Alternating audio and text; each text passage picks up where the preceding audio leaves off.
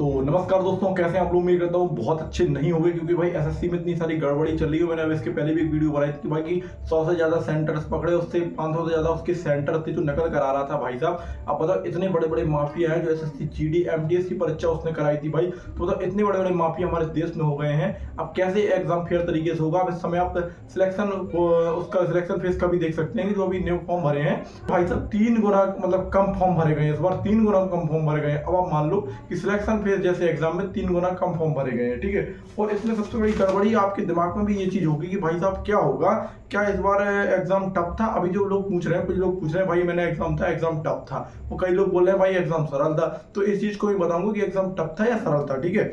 इस बार किसका होगा सिलेक्शन, कितने नंबर वालों का होगा सिलेक्शन, किसका होगा सिलेक्शन, क्योंकि इस बार पूरे नियम चेंज हो चुके हैं। और क्या होगा क्या नहीं होगा, इस चीज का भी हम पूरा बताएंगे आपको, ठीक है। क्या धांधली का कट ऑफ में प्रभाव पड़ेगा, क्या धांधली का कट ऑफ में प्रभाव पड़ेगा, सबसे पहले हम इसमें आएंगे। तो देखो भाई, जो धांधली अभी चल रही है एसएससी ने भाई साहब, अब इतना बड़ा कांड, अभी रांची में 6 लोग पकड़े थे, ठीक है आपके। अभी ये जो पकड़ा है ना, इसने बताया कि हम लोग जब सेंटर्स में जाते थे तो पहले ही से ही ऐसे सेंटर बना लेते थे कि जिसमें नकल हो जाए आराम से, कोई दिक्कत ना पड़े। और सेंटर बनाने को कहता कौन था, जो एडिक्यूटी कंपनी है वही इसके सेंटर बनवाती थी, वही कहती थी आराम से आप सेंटर खोलो। अभी तक इसने 500 से ज्यादा सेंटर्स खोल चुके हैं, चुनिंदा सेंटरों पर ये नकल कराता था। अब बताओ भाई, कितने लोगों ने नकल करा के नौकरी ले ली होगी, और जो तुम मेहनत कर रहे हो, हम मेहनत कर रहे हो, उनके साथ कितना अन्याय हो रहा है। मतलब भाई साहब, इतनी बड़ी एसएससी मतलब कितनी बड़ी कंपनी है बताओ। उस हिसाब से भाई सोच सकते हो कि कितनी बड़ी बड़ी धांधलियां करा रहे हैं सरकार भाई इस चीज में। मतलब शिक्षा के प्रति बिल्कुल असमर्थ है, शिक्षा में कोई प्रभाव नहीं हो रहा है। जो नीट का एग्जाम ले लो, हर परीक्षा भाई धांधली, मतलब इतने हमारे भारत जैसे देश में, इतने बड़े देश में, और ये सब चीज नहीं हो पा रही, एक परीक्षा ढंग से नहीं हो पा रही। तो क्या हुआ भाई, यूपी पुलिस से लेके और यूपी अपने बोर्ड तक के एग्जाम भाई लीक हो जाते हैं, पेपर लीक। अब पता भाई कैसे विश्वास करें हम लोग कि भाई एग्जाम फेयर तरीके से होगा, ठीक है। तो इस बार क्या धांधली कट ऑफ में प्रभाव पड़ेगा, बिल्कुल भाई पड़ेगा। अगर इस व्यक्ति ने कई सेंटर्स में अभी तक ये पकड़ा है, इसके पहले 2 वीक में एग्जाम हुए, अगर उसमें इसने धांधली करा दी होगी ना भाई, तो फिर आपका फंडा ढार है और हमारा भी खराब है, क्योंकि हमारा भी एग्जाम जब था। और जिनके एग्जाम आगे हो रहे हैं उनके लिए क्या है भाई, तो देखो उनके लिए तो जैसे आज ये मास्टरमाइंड पकड़ा, इसके पहले 13 लाख वाले पकड़े थे। अब आगे क्या हो रहा है, आगे कितने पकड़ेंगे इसका कोई भरोसा नहीं। जब एक व्यक्ति 5 सेंटर चला सकता है, तो सोचो आप भाई, अगर इनके 10-12 व्यक्ति होंगे तो कितने पूरे, हमें तो लगता है कि आधे से ज्यादा क्षेत्र में इन्होंने ही कब्जा कर लिया भाई, नकलची लोगों ने। और कैसे कैसे लोग हैं जो 13-13 लाख लगा के भाई नौकरी करते हैं, भाई ये सब चीजें कर रहे हैं। आप सोचते हैं हमारे तुम्हारे के बीच की लोग ही जो ये 13-14 लाख रुपए देके कर रहे हैं। जब तक टीसीएस था भाई, तब तक सारे टीचरों ने टीसीएस को कहा कि टीसीएस हटाओ, टीसीएस हटाओ। और देख लो, टीसीएस हटने के बाद इस कंपनी जो बैन कंपनी थी, इसने कितना बुरा हाल करके रखा। सेंटर्स भी कहीं दिए, किसी के सेंटर बहुत दूर डाल दिए, हर चीज में इस कंपनी ने गड़बड़ की है। कोई भी चीज ऐसी नहीं रही जिसमें इस कंपनी ने गड़बड़ी न की हो, ठीक है। धांधली का बिल्कुल प्रभाव पड़ेगा। अगर इस राज्य में जैसे यूपी हो गया, राजस्थान हो गया, बिहार हो गया, आसपास के छठे मतलब पूरे राज्य जिसमें हाई कट ऑफ जाती है, उनमें अगर धांधली होगी ना भाई, तो आपकी कट ऑफ कम नहीं होने वाली, ये मैं बता रहा हूं। आपका एग्जाम कितना भी टफ आया, अगर धांधली होगी तो भाई कट ऑफ बिल्कुल कम नहीं जाएगी आपकी। अगर धांधली नहीं हुई तभी कट ऑफ कम जाने के चांसेस। मतलब जीडी जैसे एग्जाम में जब नकल होने लगी भाई, तो आप सोचो कितने बड़े बड़े एग्जामों में नकल होती होगी। इस चीज का अंदाजा लगा सकते हैं, ठीक है। हर चीज में नकल होती है। तो ये मान लो, अगर आपके देखो, मैं आपको बता दूं, यूपी राजस्थान सबकी कट ऑफ मैंने पहले ही वीडियो बना दी थी, लेकिन आप फिर भी सुनना चाहते हो तो सुनो भाई। यूपी जैसे क्षेत्र में पिछली बार हमारे 130 के समथिंग आपका सिलेक्शन हो गया था, 132 के समथिंग लास्ट में, ठीक है। अगर इस बार धांधली हुई तो ये कट ऑफ 135 140 भी जा सकती है। और राजस्थान की भाई वैसे भी 135 हाई जाती है भाई साहब, तो राजस्थान की 145 में भी सिलेक्शन हो सकता है। अभी आप देख सकते हैं 2024 की कट ऑफ शायद 144 कितनी गई थी भाई लास्ट, इतनी ज्यादा।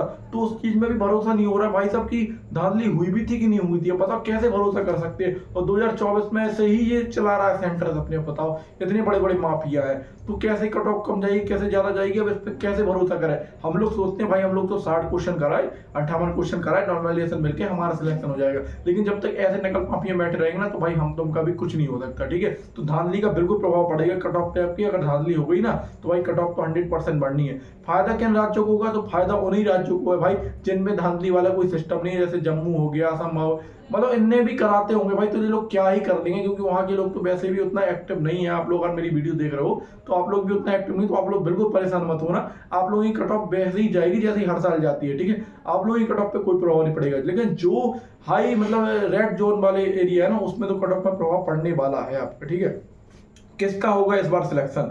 जिसके भाई 65 क्वेश्चन अभी ठीक है, 65 से ज्यादा वो वही माने अपना फाइनल सिलेक्शन के लिए, क्योंकि वो तो आंसर की आने के बाद ही पता चलेगा कितने हाई मार्क्स भी मारे हैं लोगों ने, इतना एग्जाम पैटर्न चेंज के बाद, इतना सब कुछ के बाद, तो उसके बाद ही क्लियर हो पाएगा कि किसका सिलेक्शन होगा किसका नहीं होगा, ठीक है। ये चीज भी आपकी क्लियर हो गई होगी। क्या एग्जाम टफ था?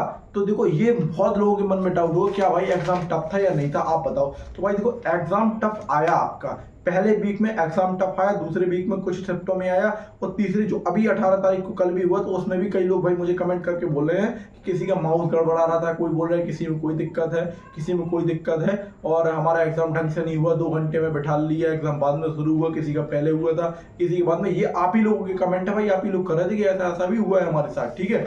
तो अब ये मान सकते हो आप कि एग्जाम टफ तो था भाई, ये तो मैं भी कह रहा हूँ, क्योंकि मैंने भी एग्जाम दिया है। रीजनिंग के 2-3 क्वेश्चन टफ थे, हिंदी में तो पूरा पैटर्न ही इन्होंने चेंज कर दिया, सिलेबस की जगह जाने क्या रख दिया, प्रशासनिक शब्दावली हिंदी टू इंग्लिश। जब भाई साहब आपको ये रखना ही था तो हिंदी का नाम क्यों आपने रखा कि हिंदी दे रहे हैं? तो इस चीज में भी घपला हुआ है। तो आप ये मान लो ऐसे एग्जाम के हिसाब से तो मैं बताऊँ आपकी कट ऑफ कम जानी चाहिए, 1-2 नंबर, जो पिछली वाली कट ऑफ थी उससे 1-2 नंबर कम ही जानी चाहिए। लेकिन अगर एग्जाम में धांधली हुई तो अब यही मानना कि कट ऑफ तो आपकी ज्यादा जानी है, कोई मतलब नहीं होगा। आगे आने वाले एग्जाम में भाई मैं आपको बताऊं, आप सोच रहे हो भाई मैं एग्जाम दूं एसएससी ऐसा करा रही है नहीं करा रही, तो भाई अब देखो ऊपर वाला सबका देखता है और सच हमेशा सामने आता है। अगर आपकी किस्मत होगी, और ऐसे लोगों पे क्या भरोसा करें हम, जो या भाई ये गद्दारी से नौकरी ले रहे हैं, जो इतना बड़ा मतलब जुर्म कर रहे हैं भाई, सोचो, और सरकार भी कुछ नहीं कर पा रही है नकलचियों का, ठीक है। तो आप अपने ऊपर विश्वास रखो, मैं आपको डिमोटिवेट नहीं कर रहा हूँ, मैं कर रहा हूँ अपनी पूरी 100% दे के आना, 100% आपका श्योर करके जाना। और आने वाली जो इस वाली शिफ्ट में है ना भाई,